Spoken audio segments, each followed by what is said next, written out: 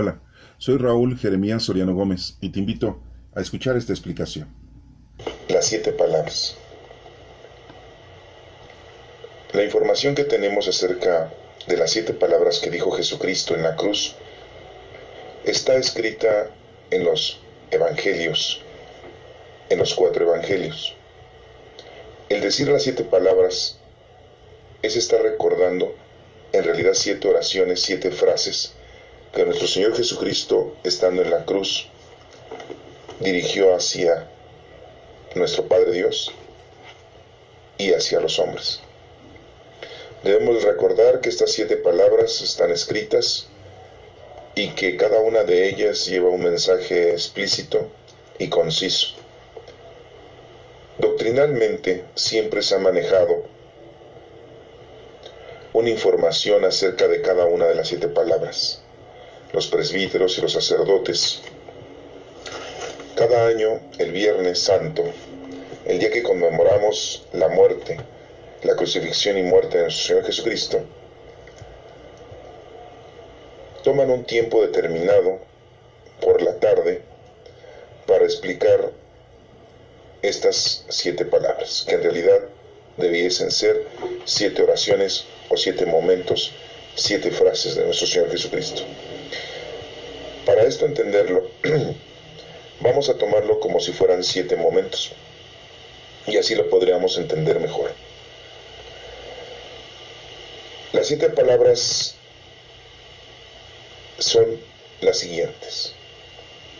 La primera palabra que dice nuestro Señor Jesucristo en la cruz es Elí, Elí, lema sabactani. Dios mío, ¿por qué me has abandonado? Eso es lo que quiere decir Elí, Elí, lema sabactani. Esto está en el Salmo 22 de la Biblia, y los que saben y conocen el Salterio, es el Salmo número 21. Nosotros, al leerla, nos damos cuenta que es la expresión del Salmo. Elí, Elí, lema sabactani, está en Mateo 27, versículo 46. Y está en Marcos 15, en donde dice Eloí, Eloí, que significa lo mismo, es una forma expresiva. Debemos de entender que Marcos es la única ocasión que escribe de las 7 palabras. No escribe ninguna otra palabra o ningún otro momento de nuestro Señor Jesucristo que haya hablado en la cruz. Nada más lo menciona en esta palabra, en este momento. Eloí, Eloí, lema sabactani, que dice Dios mío, ¿por qué me has abandonado? Nuestro Señor Jesucristo está repitiendo el Salmo. Los que en la actualidad cantamos los salmos, oramos los salmos de una forma expresiva para hacer oración y tener comunicación con nuestro Padre Dios, conocemos las 7 horas litúrgicas y sabemos repetir y cantar los salmos. El libro de los salmos son 150, son atribuidos a Salomón, pero también son algunos salmos del rey David y de algunos otros hagiógrafos. Pero se le atribuyen los 150 salmos al rey Salomón.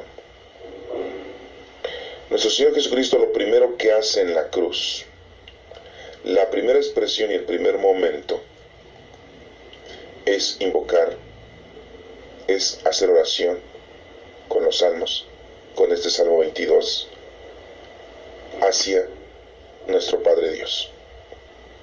Por eso dice, Dios mío, ¿por qué me has abandonado?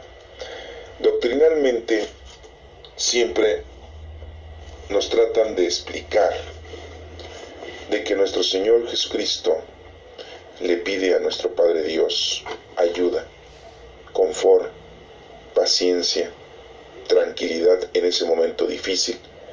Y nos adoctrinan a nosotros diciendo que en cada uno de los momentos de nuestra vida que tengamos una situación difícil de muerte, le pidamos a Dios y le digamos: Elí, Elí, Elí, o Eloi, Eloi, Dios mío, lema sabachthani, ¿por qué me has abandonado? Nosotros hacemos oración en la actualidad de muchas formas, con el rosario, con las oraciones que nos hemos aprendido, el Padre Nuestro y la Ave María, o con los salmos que está en la Biblia y que usamos un pequeño libro que le decimos Salterio, en donde están los 150 salmos. Y hacemos las horas litúrgicas. Son 7 horas litúrgicas al día, 7 momentos al día en que hacemos oración. Pues nuestro Señor Jesucristo, el primer momento, lo primero que hace es hacer oración a nuestro Santo Padre, repitiendo el Salmo número 22.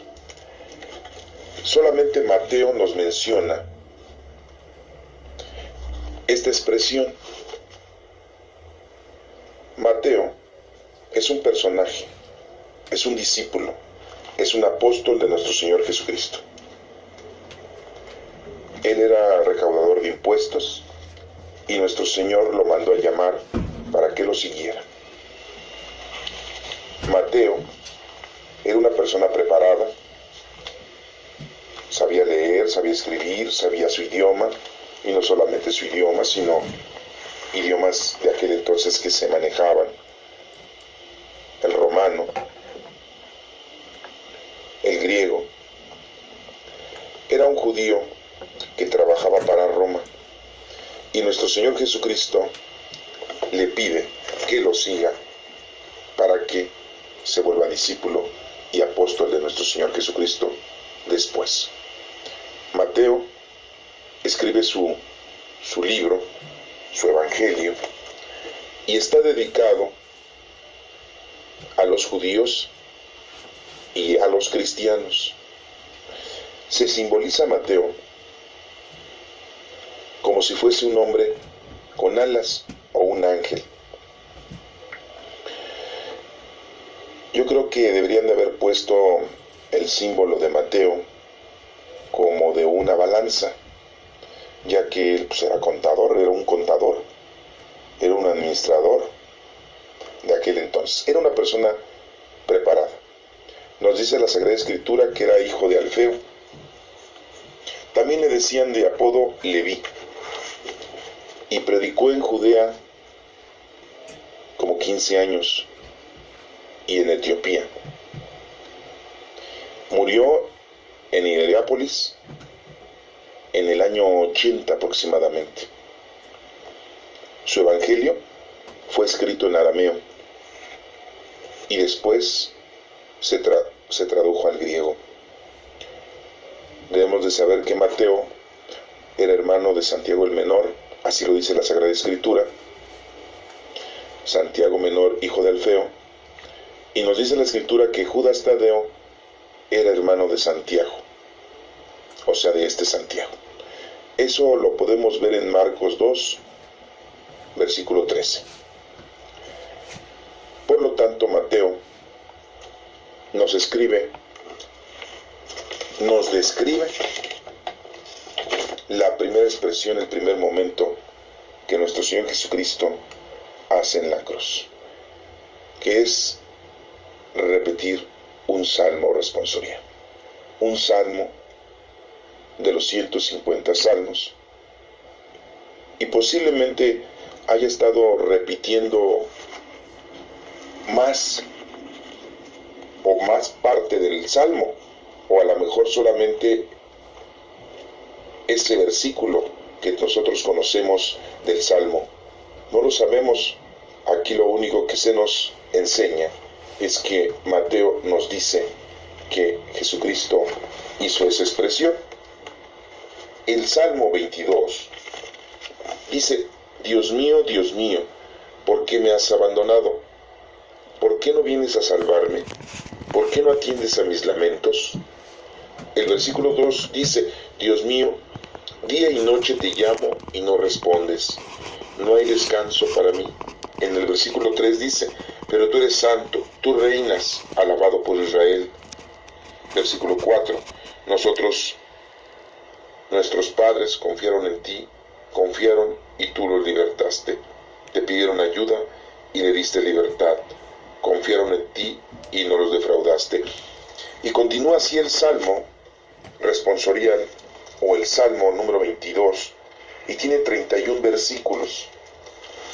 Nuestro Señor Jesucristo repite el primer versículo. O es lo que nos dice el evangelista Mateo, que Jesucristo repitió el Salmo. Esta primera expresión, que también está en Marcos 15, pues nos ayuda a entender que nosotros, nuestra primera evocación a Dios Todopoderoso, debe de ser siempre la número 1. Nuestra oración siempre a nuestro Padre Dios. No debemos nosotros de invocar en primer lugar a María, o a los ángeles, o a los santos, sino que al primero que debemos de pedirle, al primero que debemos de darle gracias, es a nuestro Padre Dios. Eso nos está enseñando en esta lectura, en esta parte de expresión de nuestro Señor Jesucristo, en este momento, el primer momento que tiene cuando es crucificado nuestro Señor Jesucristo. Nos dice Marcos que a las 9 de la mañana, cuando lo crucificaron a nuestro Señor, es la hora tercia. Recuerden que los judíos empiezan a contar las horas a las 6 de la mañana. De las 6 a las 7 es la primera hora, de las 7 a las 8 es la segunda hora, y de las 8 a las 9 es la tercera hora. Nuestro Señor Jesucristo fue crucificado a las 9 de la mañana, o sea, a la hora tercia. Y al llegar a mediodía, dice el versículo 33 de Marcos capítulo 15, toda la tierra se quedó en oscuridad hasta las 3 de la tarde. O sea que de las 12 a las 3 de la tarde se quedó oscura la ciudad y ese lugar. Y a esa misma hora, Jesucristo gritó con fuerza, Eloí, Eloí, lema sabactani. Así dice Marcos, de esta expresión que estamos acabando de explicar con respecto a lo que había dicho Mateo. En Marcos dice Eloí y en Mateo dice Eli. Entonces vemos que nuestro Señor Jesucristo es crucificado a las 9 de la mañana. A las 12 del día, estamos hablando que es la hora sexta, y hasta la hora nona, nuestro Señor Jesucristo muere. O sea, está crucificado nuestro Señor Jesucristo 6 horas. Esto debemos de irlo entendiendo para que tengamos nosotros el por qué en la actualidad los que conocemos las horas litúrgicas hacemos oración, y una se llama la hora de tercia, y otra se llama la hora sexta, y otra se llama la hora nona, porque son 3 momentos: el momento que es crucificado nuestro Señor Jesucristo, la hora sexta, que es cuando oscurece al mediodía, ¿sí? Y a las 3 de la tarde, que es la hora nona, muere nuestro Señor Jesucristo. Marcos es el primer evangelio que tenemos y fue escrito en los años 60 de la era cristiana. Primero Marcos escribió, y tenemos por ahí 16 capítulos solamente del evangelio de Marcos. Y Marcos le escribió a los judíos y a los gentiles. muy diferente que Mateo. Mateo le escribió, les había yo comentado, a judíos y cristianos, pues Marcos le escribió a sus judíos y a los gentiles. Y debemos de entender que Marcos solamente menciona una sola expresión o una de las 7 palabras, al igual que Mateo. Y fue el primer evangelio que se escribió. No vuelve a mencionar Mateo ni Marcos otras de las palabras que se manejen o que haya mencionado nuestro Señor Jesucristo en la cruz. Esto es importante que ustedes lo denoten, porque Mateo era apóstol de nuestro Señor Jesucristo. Sabe lo que estaba diciendo. Y Marcos no era apóstol, no fue discípulo de nuestro Señor Jesucristo. Él ya fue convertido, él ya fue discípulo, pero posterior, siendo co-discípulo de Pablo y de Pedro. Y Marcos es el primero que escriba un evangelio. Y ya después, pues lo escribió Mateo, y ya después lo escribió Lucas, y al final lo escribe Juan, otro, sí, discípulo y apóstol de nuestro Señor Jesucristo. La importancia que tenemos nosotros con respecto a esta palabra queda en que primero tenemos que invocar a nuestro Santo Padre. La segunda palabra que tenemos nosotros está en Lucas 23:34. No la menciona nadie más. La menciona Lucas, un médico, un profesionista, una personalidad que estudió y se informó para poder escribir el Evangelio y podernos dejar a nosotros una información que ahorita pues la tenemos a la mano. No se menciona en otro evangelio esta palabra, y la palabra es: Padre, perdónales porque no saben lo que hacen. Es muy importante que sepas entonces que ni Mateo, ni Marcos, ni Juan mencionan esta palabra. Yo me pregunto por qué Mateo no la menciona, por qué Juan no la menciona, o Marcos. Podríamos decir que Marcos, pues porque a lo mejor no se informó adecuadamente y no fue discípulo de nuestro Señor Jesucristo. Pero Mateo sí, y no lo menciona. Mateo solamente le dio la mayor importancia a lo primero. Primero, nuestro Padre Dios, como el primer mandamiento: amar a Dios sobre todas las cosas. Y es quien nos dice lo más importante: hacer oración a nuestro Padre Dios. No le dio otra importancia a Mateo. Y Mateo sí podríamos decir que pues él sí era discípulo de nuestro Señor. Y no menciona otra cosa. Se quedó ahí Mateo. Y Marcos podríamos decir que bueno, pues como no era discípulo y apóstol de nuestro Señor, no le puso mucha atención a esos momentos cuando estuvo nuestro Señor Jesucristo clavado en la cruz. Pero vemos cómo Lucas es un evangelio que fue escrito después de Marcos y Mateo y que no fue escrito a los judíos. Lucas no le escribió a los judíos. Él escribió a los griegos. Les escribió a los gentiles. ¿Quiénes eran los gentiles? Pues los que no eran cristianos. Entonces vemos cómo Lucas no se preocupa por evangelizar a los judíos, por quitarlos de su error, por convertirlos al cristianismo.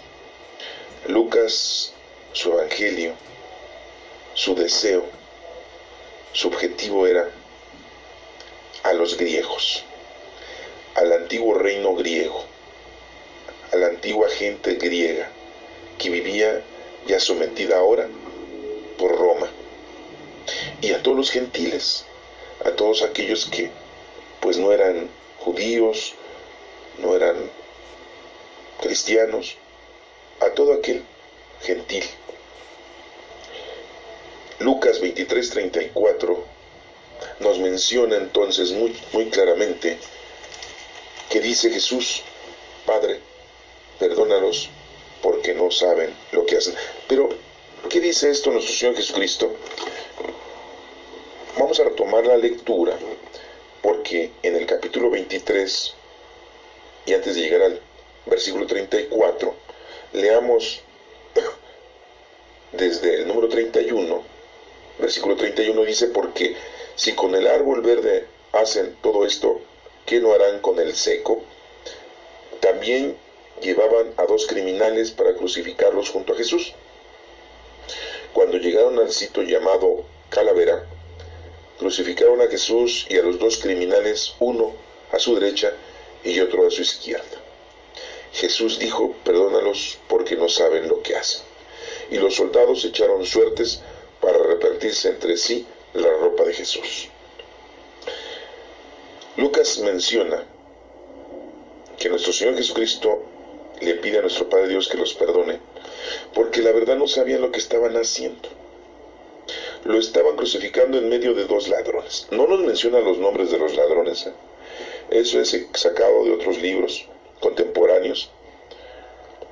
Aquí en la Biblia no nos menciona que uno se llamaba Dimas y otro se llamaba Gestas. Aquí nada más nos menciona que eran ladrones, ¿sí? O criminales. Y nuestro Señor Jesucristo le pide a Dios perdón por ellos, porque lo están revolviendo con la gente criminal, y nuestro Señor Jesucristo no era un criminal, no era un ladrón, no era una mala persona. Y no solo eso, sino que los soldados también se echaron suertes sobre sus prendas, se las estaban sorteando para ver quién se quedaba con sus prendas, porque pensaban que a lo mejor teniendo sus prendas podían hacer por ahí milagritos, ¿no? Como si fueran amuletos, su vestimenta, sus sandalias, ¿sí? Su lazo con el que se ciñaba su vestido, su capa de nuestro Señor Jesucristo. Nuestro Señor Jesucristo dice: Padre, perdónales. Por eso expresa esa palabra, expresa ese momento, pide perdón. Doctrinalmente nos dice que nuestro Señor Jesucristo pide por nosotros perdón,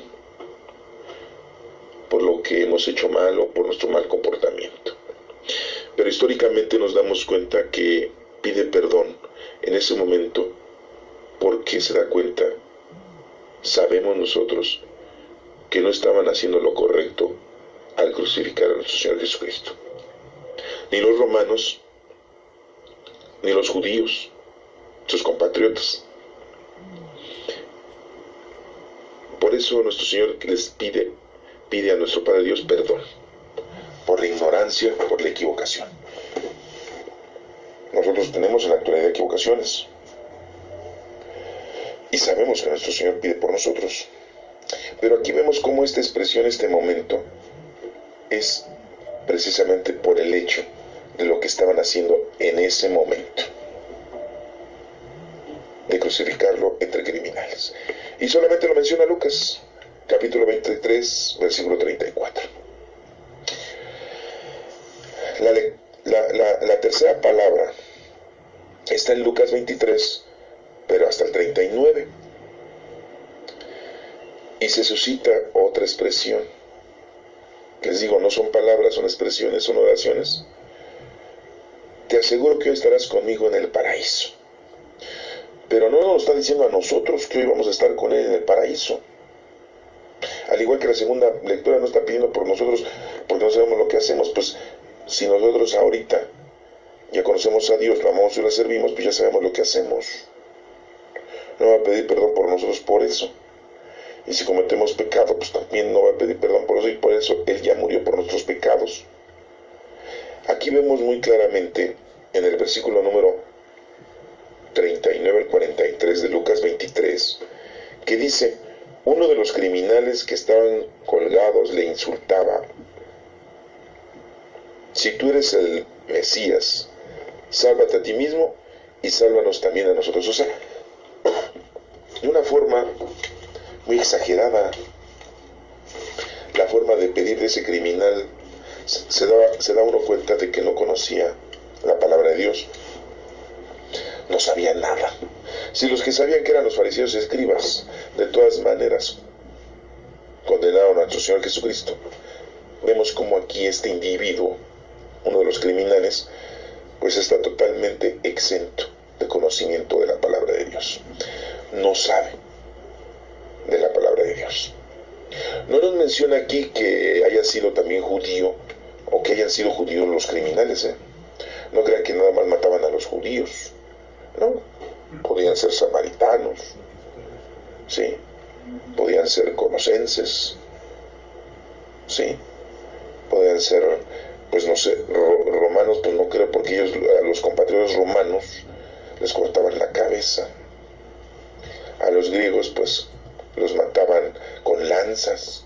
Les daban una muerte un poco más digna, porque la muerte de crucifixión era una muerte indigna, de lo peor, sí. Pero podían ser de Etiopía, no sé, de algún lugar, algún criminal. No nos menciona si eran judíos o no, pero vemos como este judío, o no judío, de todas maneras, no conocía la palabra de Dios, porque si la conociera, ¿cómo se iba a poner a hablar de esa manera? Tan tonta, tan fuera de lugar, al decirle a nuestro Señor Jesucristo, si tú eres rey de los judíos, sálvate a ti mismo. Si tú eres, dice ahí, Mesías, sálvate a ti mismo. ¿Sí? Y sálvanos, en plural, sálvanos. O sea, está hablando de que entonces los dos criminales se conocían. Eran socios, como vulgarmente, sí, eran equipo para delinquir. No nos mencionan los nombres, recuerden, son dos criminales, uno a la derecha y otro a la izquierda. Pero uno lo empieza a insultar. Y nos sigue diciendo la lectura. El número 40 dice, pero el otro reprendió a su compañero. Entonces nos damos cuenta que eran compañeros,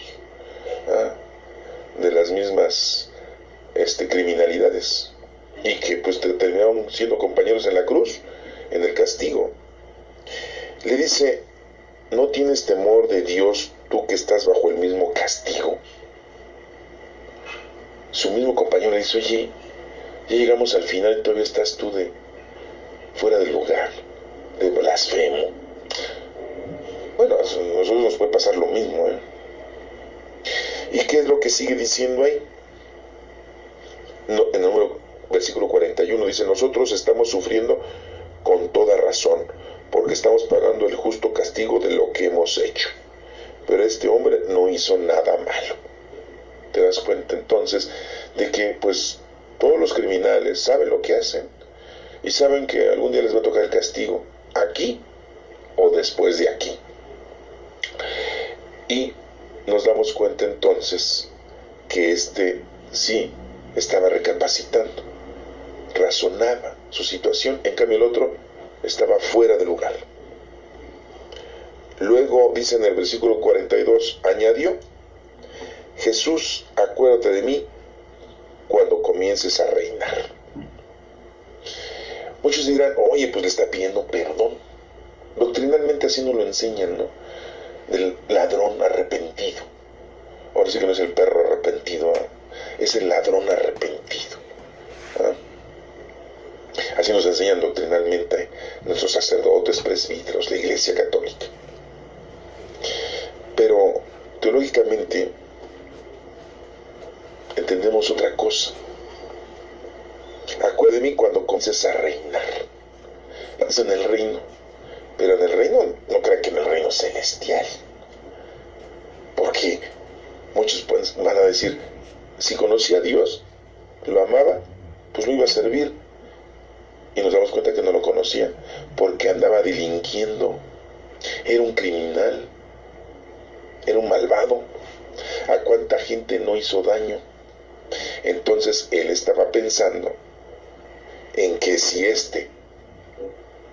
iba a ser rey en algún momento, tiempo y forma, pues él podía pasar a formar parte de su reinado, ¿no? Como le hacen tantos diputados y senadores, ¿verdad? Que le hacen la barba al presidente, ¿sí? Pero les digo, doctrinalmente nos enseñan que era un ladrón arrepentido y que le estaba diciendo a nuestro Señor Jesucristo, cuando comiences a reinar, bueno, es que como nuestro Señor Jesús sabemos que Él nos enseñó que nuestro reino no es de este mundo, el Espíritu Santo ya reina en nosotros, ¿sí? Ese es el reinado de nuestro Señor Jesucristo en la tierra, dio inicio, está aquí con nosotros. Sería increíble que este ladrón conociera todo esto, haya entendido todo esto, tenía el conocimiento y la sabiduría de poder entender que el reino de Dios, el reino de Cristo, pues no era de este mundo, sino era de otro. Pero miren lo que le contesta nuestro Señor Jesucristo: te aseguro que hoy estarás conmigo en el paraíso. Paraíso, el lugar óptimo. Te aseguro que hoy estarás conmigo en el paraíso. No le está ofreciendo el reino como lo está entendiendo el ladrón, que le está pensando en un reinado, ¿sí? Acuérdense que todos los discípulos, y por ahí principalmente Judas Iscariote, pensaron que nuestro Señor Jesucristo pues era como un nuevo rey David y que iba a reinar en la tierra. Recuerden que le preguntaron, ¿es ahora cuando vas a restablecer el reino de Israel? Y Jesucristo les dice, pues no soy rey de este mundo. Y no les toca a ustedes saber cuándo es el día y la hora, dice. Por eso les digo, este ladrón pues, está pensando en lo mismo. Estamos en el mismo suplicio. A lo mejor ahorita este es un profeta, un predicador, hace el milagro y yo formo parte de su equipo para vivir bien. Nuestro Señor Jesucristo no le ofrece ese reino ni ese reinado. Le ofrece un paraíso, el lugar óptimo, el lugar en donde está Dios. El lugar donde está Dios, nosotros no le vamos a decir que es el reino de Dios. El lugar donde está Dios es el todo. Ese es el paraíso. Y nuestro Señor se lo ofrece y le dice, te aseguro que hoy estarás conmigo en el paraíso. Porque le está diciendo, todos nos vamos a morir en el mismo momento. Acuérdense que en la cruz se tardaban mucho en morir. No crean que morían nada más una media hora, una hora. Ya nuestro Señor Jesús estuvo ahí 6 horas, hasta las 3 de la tarde. ¿Sí? Pero había gente que duraba mucho, duraba hasta el otro día. Y para que se murieran, pues les cortaban los pies, les golpeaban, les rompían, les fracturaban sus rodillas, para que a la hora que se fracturaran las piernas ya no detuvieran el cuerpo y se colgaban, y a la hora de estarse colgado, pues ya no te llega la respiración y te mueres de asfixia. Pues nuestro Señor Jesucristo les dice, hoy estarás conmigo, o sea, les da a entender que esa misma tarde se van a morir.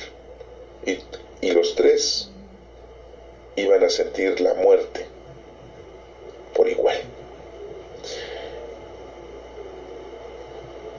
Este es Lucas 23 del 39 al 43. Y tampoco lo menciona ni Mateo, ni Marcos, ni Juan.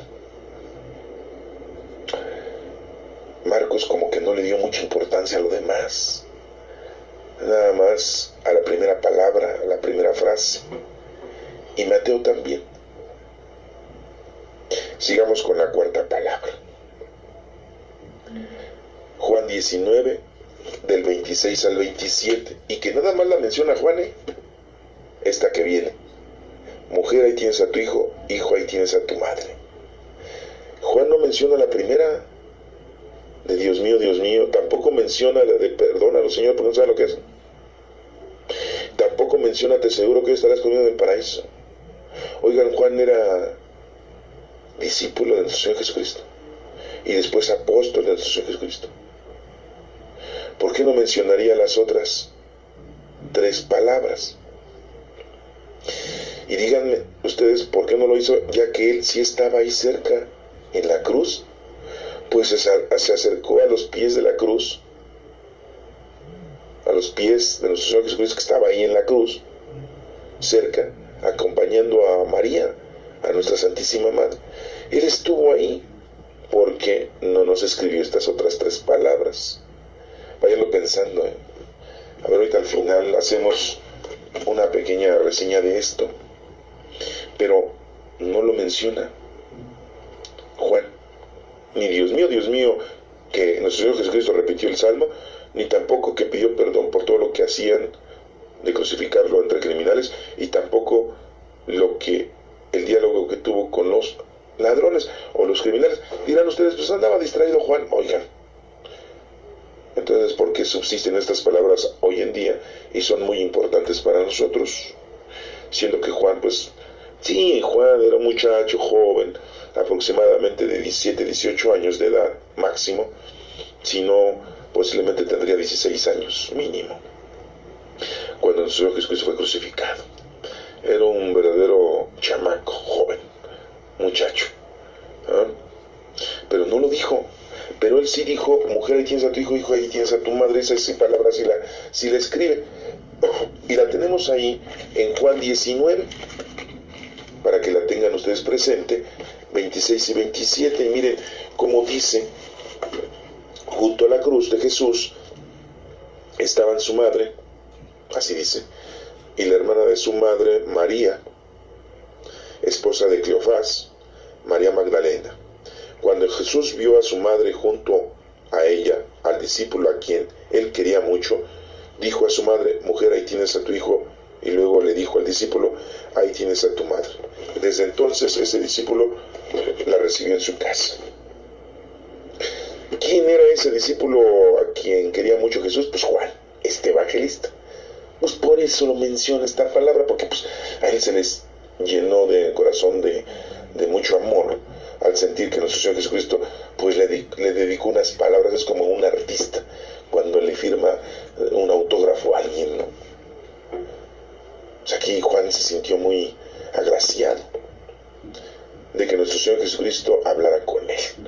Fue con el único discípulo que habló con Juan, con el único.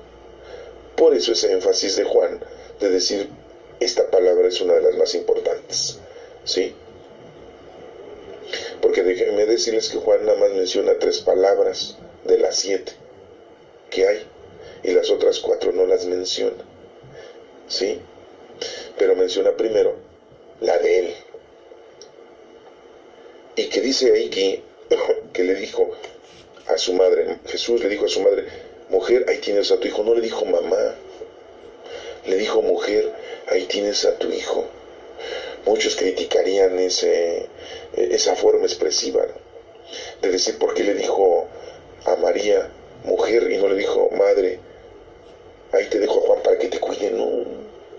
Recordemos que los judíos deben de tener las mujeres alguien que las represente ante la sociedad, y ya María pues no tenía a San José para que la representara ante la sociedad, y Jesús pues ya estaba muriendo, se iba a quedar abandonada María. Pero sabemos pues que María tenía hijos adoptivos, por decirlo así, los hijos de José. Acuérdense de esa frase o esa lectura donde dice, ahí vienen tus hermanos y tus hermanas. Pues eran los parientes de José, la familia de José. Se dice que José era viudo y que había tenido hijos, y que después tuvo 4 hijos y 2 hijas. Santiago era el hijo mayor de José. Después tuvo segundo hijo que se llamaba José, el tercero se llamaba Simón, y el cuarto se llamaba Judas, y 2 mujeres. Y no nos mencionan los nombres, porque pues las mujeres no las tomaban en cuenta, y tenían que tener a alguien que las cuidara, porque si no entonces aprovechaban de las mujeres. Pues Jesús no le deja encargada a la familia de José a su madre, se la deja a Juan, a uno de sus discípulos, al más joven. mancha. Pero Juan tenía mamá, tenía un papá, eran hijos del señor Zebedeo. ¿Se acuerdan de esa lectura que nos menciona? Cuando nuestro Señor Jesucristo les pide que lo acompañen en la predicación, estaban arreglando las redes Santiago Mayor y Juan. Eran hijos del señor Zebedeo, y el señor Zebedeo pues tenía esposa. Por lo tanto Juan pues tenía mamá, pero Jesús le pide que cuide a María. En el número 27 dice: ahí tienes a tu madre. Desde entonces ese discípulo la recibe en su casa. O sea que María se incorporó a esa familia de Juan. Fue a vivir ahí para que tuviera protección en la ciudad, con los judíos, y no le fueran a hacer ningún mal a nuestra Santísima Madre por ser simple y llanamente mujer. Pero, ¿por qué le habrá dicho: mujer, ahí tienes a tu hijo? Y no le dijo: mamá, ahí tienes a tu hijo. Doctrinalmente nos dice, horas y horas de explicación doctrinal a nuestros presbíteros, diciendo que María es la madre de todos, desde el momento en que Jesús le dijo: ahí tienes a tu hijo, y que todos representamos a Juan, y María representa a nuestra Madre Santísima para todas las generaciones. Y nos dan muchas explicaciones al respecto. Pero aquí quiero decirles a ustedes que Juan menciona esta palabra porque pues se siente muy agraciado. Y no menciona las otras, ¿sí? Las otras 3 no las menciona. Pues más bien las otras 4, porque nada más menciona 3 palabras. La primera, y la segunda y la tercera, que ya ahorita las acabamos de ver, pues esas no las menciona. Hasta esta aparece Juan mencionando, ¿no? Porque se sintió muy agraciado de que le encargaran a su madre, nuestro Señor Jesucristo, para que la cuidara. Sí, pues la cuidó muy bien, porque no sabemos dónde murió, no sabemos dónde está su cuerpo. La doctrina cristiana, los católicos dicen que pues no murió nuestra Santísima Madre, fue llevada al cielo en cuerpo y alma. Pero yo les pregunto, si nuestro Señor Jesucristo sí murió, ¿cómo es posible que nuestra Santísima Madre no haya muerto? Si San José sí murió, ¿cómo es posible que nuestra Santísima Madre no haya muerto? Dirán muchos: es que nuestro Señor Jesucristo tenía su obra salvífica de tener que morir para salvarnos. Entonces, ¿por qué le echamos la culpa a Judas Iscariote? Si fue un medio para que muriera nuestro Señor Jesucristo. Ah, no, pues es que es un traidor. Pues si se necesitó entonces el traidor para que aprendiera a nuestro Señor Jesucristo y lo mataran. Porque ese era su objetivo, morir por nosotros. ¿Y en dónde dice que nuestra Santísima Madre tendría que morir para salvarnos? En ningún lado. Pero tampoco dice en ningún lado que nuestra Santísima Madre no tenía que morir para estar con nosotros siempre. Pues Juan la cuidó. No nos menciona cómo la cuidó, pero sí nos menciona aquí que la recibió ya en su casa, como su madre. Muy claramente lo dice. Y le dice a Juan, no le dice Juanito, Juan, mi discípulo, mi apóstol, no le dice así. Le dice: hijo, ahí tienes a tu madre. Una bonita frase de cariño, ¿no? Miramos. Pero ¿por qué le dice hijo? O sea, si Jesús pues les dijo ovejas, sí, les dijo peces. No recuerdo que les haya dicho hijos a los discípulos muchas veces, pero lo entendemos, ¿no? Porque sabemos que Jesucristo los veía con mucho amor y le decía hijo, porque por medio de la boca de nuestro Señor Jesucristo estaba hablando nuestro Padre Dios, con la fuerza del Espíritu Santo. Y nuestro Padre Dios le decía hijo a Juan: ahí tienes a tu madre. Y no era Jesucristo el que le habló a Juan. Si hubiera sido Jesucristo, le hubiera dicho: Juan, ahí te dejo a tu madre, o ahí te dejo a mi madre. Entonces entendemos que cuando le habla a María, nuestro Señor Jesucristo no es quien le está hablando.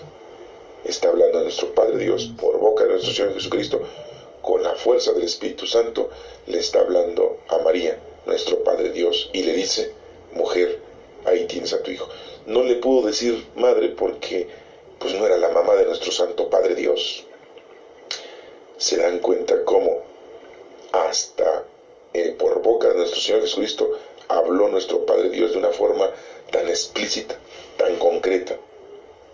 Esta es una palabra de las 7 palabras muy importante que la denote, en que Juan se siente muy agraciado por haber recibido esa responsabilidad. Pero esta palabra nos damos cuenta que nuestro Padre Dios habló por boca de nuestro Señor Jesucristo muy claramente. Lo entendemos, está muy explícito, está muy explicado. Le dice: mujer, ahí tienes a tu hijo. Hijo, ahí tienes a tu madre, y la tienes que cuidar como tu madre. Y así lo hizo. No sabemos de sus cuidados, no hay ninguna paparazzi que nos haya dicho si la cuidó bien o no la cuidó bien. Pasemos a la 5ª palabra. Dice: tengo sed. Está en Juan 19:28, y nadie lo menciona más que Juan. Es la 2ª palabra que se menciona y nadie la menciona más que Juan. Dirán ustedes pues que estaba ahí parado y abajo, y en las otras 3 palabras pues a lo mejor estaba lejos Juan acompañando a María y pues no escuchó lo que nuestro Señor Jesucristo expresó. Bueno, es aceptable ese resultativo. Y hasta que llegó a los pies de la cruz ya escuchó cuando Jesucristo dijo: tengo sed. Doctrinalmente siempre nos dicen que Jesucristo tiene sed de nuestras obras, tiene sed de nuestro arrepentimiento, tiene sed de que seamos salados, etcétera, etcétera, etcétera. O sea, nos contagian con muchas cosas bonitas, doctrinales, nuestros presbíteros, nuestros sacerdotes, ¿no? Pero veamos lo nítido y claro: tengo sed. Cualquier persona, desde una noche anterior que había cenado y que había ido a oración del huerto y que no había dormido y que lo habían aprendido y que lo habían abofeteado y que lo habían llevado 7 lugares. Por eso se hizo la visita de las 7 casas. Es tradicional eso de hacer la visita de las 7 casas, ¿verdad? Anduvo Jesucristo, se lo llevan a Anás, después se lo llevan a Caifás, después se lo llevan a Pilato, Pilato lo manda a Herodes, Herodes otra vez a Anás, Anás a Caifás, y después Caifás otra vez a Pilato, y es cuando lo condenan. Toda la noche y la madrugada nuestro Señor Jesucristo anduvo camine y camine, y a poco se tomó un refresco por ahí, un juguito, ¿no? Un agua embotellada, ¿no?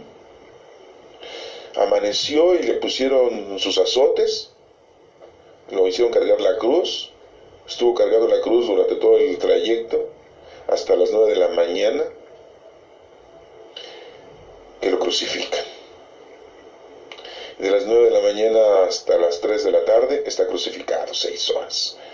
Estamos hablando que si cenó como eso de las 6, 7 de la noche, ¿sí? A las 6, 7 de la mañana del viernes ya pasaron 12, 13 horas, ¿sí? Hasta las 3 de la tarde, pues ya pasaron casi 20 horas, sin haber probado alimento, sin haber tomado agua. El cuerpo, el organismo está pidiendo agua. Es natural que nuestro Señor Jesucristo tenga sed. Es una expresión normal. Esta palabra nos hace ver que nuestro Señor Jesucristo sí era un hombre, sí era un humano, igual que tú y que yo. Le creció el cabello, le crecían las uñas, se le arrugó el cuerpo, tenía que ir al baño, tenía que bañarse, tenía que comer, tenía que tomar agua. Pregúntale a cualquier médico, a cualquier científico, y te va a decir que exigía ya el cuerpo agua. Era vital, es vital. Después de tanta danza, tenía que calmar la sed. Y Juan lo escucha, porque ahí estaba abajo ya había llegado, con la mamá, y estaba, pues por eso escucho, por eso nos escribió esta 2ª palabra, para Él, que es la quinta palabra que estamos ahorita analizando. Tengo sed. La sexta palabra ya no la cuenta Juan, nada más lo dice Lucas, es la tercera de Lucas, pero es la sexta palabra, ya no la cuenta Juan. Acuérdense que Juan nada más mencionó 3 y Lucas mencionó 3, quedaron 3, porque Mateo y Marcos nada más mencionan una vez, ¿sí? En Lucas 23:46 nos menciona que dice Jesucristo: Padre, en tus manos encomiendo mi espíritu. Nuestro Señor Jesucristo en este momento le encomienda todo a nuestro Padre Dios. ¿Qué es lo que debemos hacer nosotros? Esta palabra nos evangeliza a nosotros diciéndonos que tenemos que dirigirnos a nuestro Padre Dios, si tenemos tiempo de saber que ya nos estamos muriendo, encomendarnos a Dios, a nuestro Padre Dios. No nos vamos a encomendar a los ángeles, no nos vamos a encomendar a los santos, ni a nuestra Santísima Madre. Ya nuestra Santísima Madre pide por nosotros, está con nosotros, reza por nosotros y nos va a estar ayudando y estará ahí con nosotros.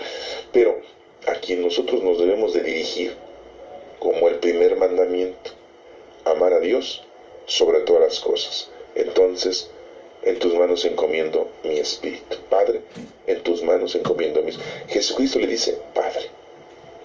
¿Cómo les enseñó a orar a los discípulos? Padre nuestro, que estás en el cielo. No dijo Padre mío, no. Aquí dice, Padre, en tus manos encomiendo mi espíritu. ¿Por qué el espíritu? Porque es lo que vale, es lo importante. No le dice, en tus manos encomiendo mi cuerpo y alma. No. Aunque sabemos que nuestro Señor Jesucristo después resucita en cuerpo y alma. Pero ese es otro punto, ¿no?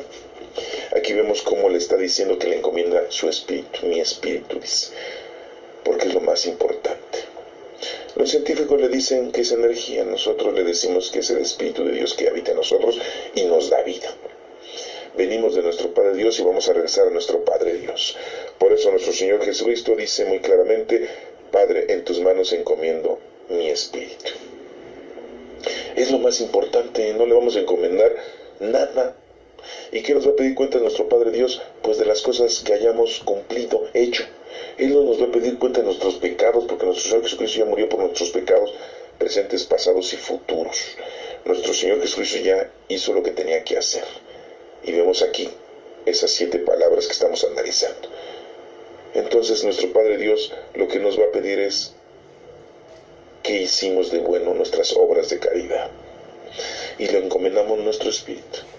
Ojalá y tengamos tiempo, porque muchos nos vamos a morir o nos morimos tan rápido que ni podemos acordar a nuestro Padre Dios. Pero los que puedan acordarse en su último momento, porque pues todos nos vamos a morir, pues hagan la lucha de que en ese momento hagan lo mismo que hizo nuestro Señor Jesucristo, encomendarnos a nuestro Santo Padre Dios, encomendarnos nuestro espíritu a Dios, ¿sí? Esa es una buena forma de entender esta palabra, de que lleguemos a nuestro Padre Dios, porque de ahí hemos venido. Encomendémonos a Él. Si tenemos suerte, o pidámosle a Dios que nos dé la oportunidad de que cuando nos vayamos a morir le digamos esta bonita frase, esta bonita palabra, como le decimos, en tus manos encomiendo mi espíritu. Ese es el mensaje. Y miren que Lucas nada más lo menciona, no lo menciona a Juan. Yo me pregunto por qué Juan no lo menciona. Podríamos decir que en ese momento Juan pues ya se había retirado con María, porque la vio muy sufrida, muy llorosa, y se la llevó para que no estuviera ahí tanto tiempo, ¿sí? Tan cerca, porque es un sufrimiento muy violento, No creo que ver morir a un hijo es, está rápido, ya te moriste, hijo, vámonos, ya te enterramos. No. Entonces posiblemente Juan la retiró, ¿sí? Con las otras mujeres que estaban acompañando a María, ¿sí? Imagínense, puras viejas lloronas, ¿verdad? Magdalena, la esposa de Cleofas, bueno. Tuvo que Juan, yo creo, retirarse, por eso ya no escuchó esto, cuando nuestro Señor Jesucristo se encomendó a nuestro Padre Dios. Pero sí escucha lo último, última palabra es Juan 19:30, que dice todo está consumado, o todo está cumplido. Y en ese momento murió nuestro Señor Jesucristo. Juan sí lo menciona, no lo menciona Mateo, no lo menciona Marcos. Es increíble que Lucas no lo mencione. ¿Sí? Pues se investigó mucho Lucas porque no se dio cuenta que Jesucristo antes de morir dijo algo. Para Lucas dijo, pues ya, Padre, en tus manos encomiendo mi espíritu, y ya se murió. Pero le faltó esa última palabra. A lo mejor no la escuchó de la gente que le haya explicado. Y el único que a lo mejor escuchó esto fue Juan, porque fue el único que nos dice esta palabra: todo está consumado, todo está cumplido. Y Juan sí lo menciona. Jesucristo nos hace ver que debemos de cumplir, que esa es nuestra labor. Doctrinalmente, pues nos enseñan algo similar, ¿sí? No hay que dormirnos en los laureles. Recuerden, a Dios no le interesa lo terrenal y lo mundano. El que tú vivas una vida bien, mundanamente hablando. Al Señor lo que interesa es que te pongas a trabajar en las obras de caridad, espirituales y corporales, que ayudes al prójimo. Amar a Dios sobre todas las cosas y a tu prójimo como a ti mismo. Venimos a conocerlo, a amarlo y servirlo. No venimos a otra cosa. Estas 7 palabras que hoy rapidísimamente hemos escuchado, hemos analizado, quiero que ustedes las tengan siempre presentes, porque pues no son 7 palabras, como les acabo de mencionar, son 7 frases, son 7 momentos diferentes. Acuérdense, uno está haciendo oración, está recordando los salmos, porque era judío nuestro Señor Jesucristo y los tenía conocimiento perfecto. Y es el Salmo 22, y está hablando con nuestro Padre Dios, número 1. Está pidiendo perdón por la gente que no sabe, por todos los ignorantes de aquel entonces, y bueno, pues también por nosotros, ¿no?, que somos ignorantes. Es otro momento diferente al Salmo. Otro momento diferente es lo que le dice a ese criminal. Le está explicando: ¿quieres reino? Pues no te voy a dar reino, te voy a dar un paraíso. Un reino pues es lo de menos. El paraíso es regresar a nuestro Padre Dios. Es otro momento diferente. Otro momento diferente es lo que le pasó a Juan, que estaba ahí con María, que es la 4ª palabra. El número 4 significa preparación, y es una de las palabras más hermosas, porque está hablando nuestro Padre Dios por boca de nuestro Señor Jesucristo. Es diferente ese momento, es totalmente diferente. Y otro momento es el que vemos que nuestro Señor Jesucristo, como hombre crucificado, pues tiene sed, está acabándose, y vemos cómo entonces está ya muriéndose. Ese es otro momento totalmente diferente. Y otro momento diferente es cuando dice: en tus manos encomiendo mi espíritu, que es un momento en el que todos deseamos que cuando estemos también nosotros yéndonos, pues hagamos eso, ¿no? Es otro momento diferente. Y el último, que todo está cumplido, ojalá y vengas, entiendas que a lo que vienes, pues no es a lo que estés haciendo cotidianamente, sino que pues cumple con lo que te corresponde, con lo que te toca hacer en esta vida. Y si no sabes, pues haz oración, invoca al Espíritu Santo para que te diga qué es lo que tienes que hacer. Acuérdate que venimos a conocer, amar y servir a Dios. Estas 7 palabras que hoy hemos escuchado, pues son 7 frases, 7 oraciones, 7 momentos muy importantes que el Señor, nuestro Maestro en la cruz, nos dijo. 7 momentos muy importantes de nuestra vida, ¿sí? El número 7 significa plenitud y madurez. Son 7 muy bonitos momentos, y el más importante es el número 4, la frase número 4, donde habla nuestro Padre Dios. Y dirán unos: bueno, pues la primera es amar a Dios sobre todas las cosas, que es la primera palabra. Pues sí, estamos de acuerdo, pero qué hermoso es escuchar a nuestro Padre Dios en el último momento de la vida de nuestro Señor Jesucristo, y que pudiera estar con nosotros en el último momento de nuestra vida. Espero que estas explicaciones que se te han otorgado pues te hayan abierto un poquito más el conocimiento, y si no, pues el deseo de que investigues y que puedas tú estudiar un poco más y acercarte a Dios para que lo conozcas más. Que Dios te bendiga.